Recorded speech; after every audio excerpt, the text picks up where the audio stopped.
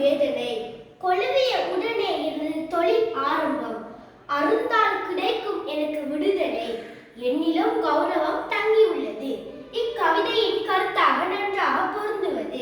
முதலாவது விடை காலுக்கு, இரண்டாவது விடை காலணிக்கு, மூன்றாவது விடை ஆசனத்துக்கு. இப்ப பயணங்களின் போது நான் வெளிப்படும் வேதனை. இப்ப முதலாவது காலுக்கு எடுத்தோம்னா நாங்க காலையும் நமக்கு அந்த காலை நடக்கக்குள்ள அவங்க வந்துட்டு வேதனை இருப்பாங்க. காலணிக்கு நாங்க வந்துட்டு அதாவது காலணியை போட்டு நடக்கக்குள்ள காலணிக்கு வேதனை